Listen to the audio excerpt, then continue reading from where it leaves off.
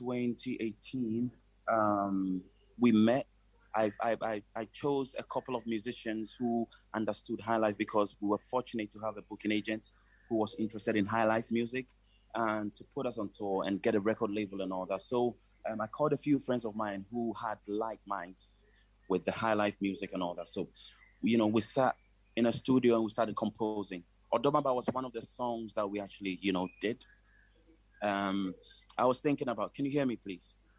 Yes, I could hear you. Yes, I was thinking about a typical on the album. I wanted to have different, versions of high life. We have the city, we have the choir, we have the Odonson. So I was thinking, why don't we do, a kind of, a song that has a CK man, typical CK man style.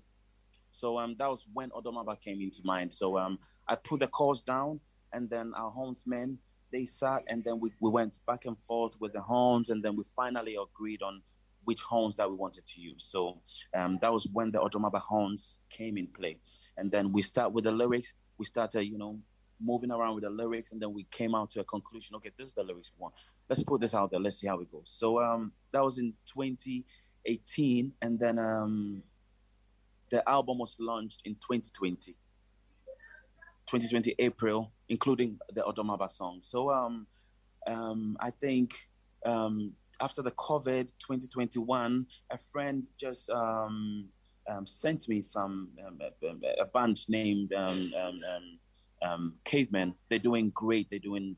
I mean, for us, we love to see our fellow brothers in different countries doing high life because it's an agenda and it's like a project we are doing collectively to push high life. So when we see someone in a different country doing high life, we are thrilled to be to want to be a part of them. So it was a joyous news to see them do that. But later on, they sent one of their songs they released in 2021, which was a year after we released our album. And then I listened to most of the elements of the music. They actually literally took the whole horn in Odomaba. Bam, bam, bam, bam, bam, bam. Bam, bam, bam, bam, bam, bam, bam. And that horn, we sat collectively to do that. We didn't take it from anywhere. Of course, if we took it from somewhere, then of course, I mean, we wouldn't have any problem because it already is a song that exists already. So if different bands are doing different versions of it, it isn't a problem. So we decided to contact them. It wasn't just with the horn line they took the typical walking bass line, but we can't really talk so much about the walking bass line because walking bass line has existed for a long time, even with the typical CK man and the horn, the organ is typical with CK man style of the 50s. It's like Ghana, land of freedom. They have that typical movement of horns and bass and all that, but they took exactly the horn we produced on the song.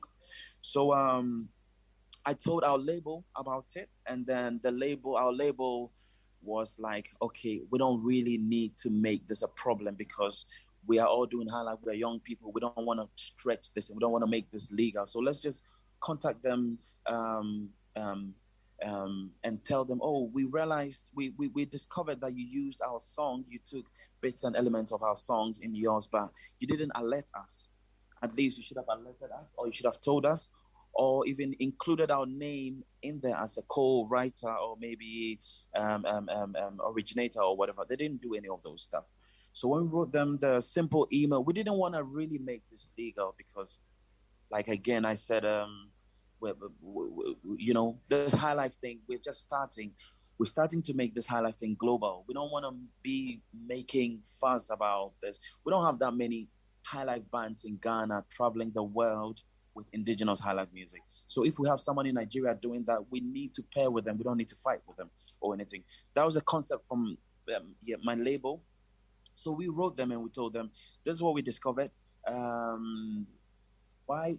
Um, at least, you should have contacted us. So they wrote us back. You will hear from us.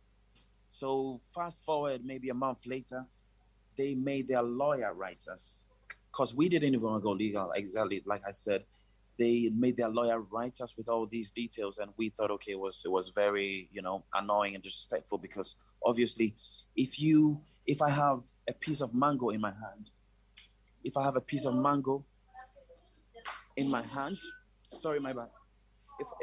If I have a piece of mango in my hand, and you take it away from me, I have the right to ask, why did you take the mango from me?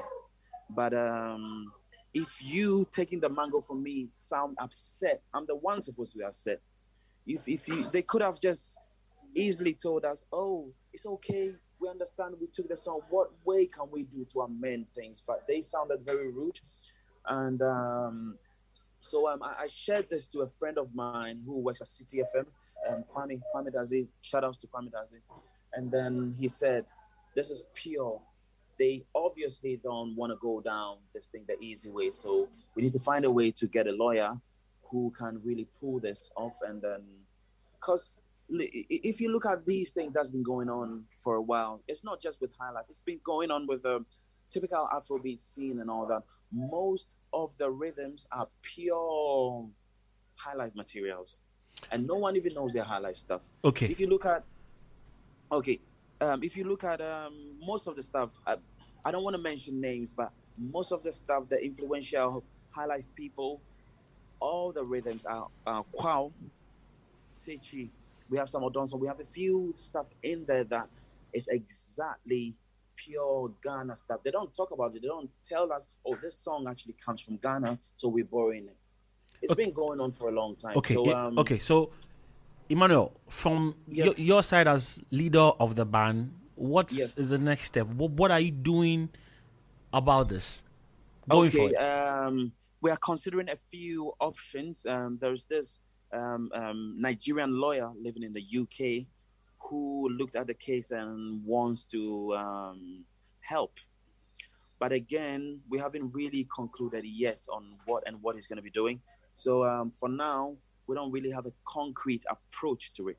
It's just because I threw it to a few friends of mine, because of well, we're looking forward to get a lawyer hopefully in the future, because obviously we're a new band and there are a few things that we need to align. But this is just coming in impromptu, and it's giving us, it's making us aware of some of the things that we can do in the future, just so we can secure our bits, in pieces. So we spoke to I haven't actually spoken to the lawyer, to be honest, yet. There's this friend of mine in UK who is trying to liaison between Santrofi and the lawyer, and then we see how that goes. So from now until probably we leave back to Ghana, we should be able to have a concrete something on how we're gonna approach it. But he said it could go for a year, it could go for a year and a half.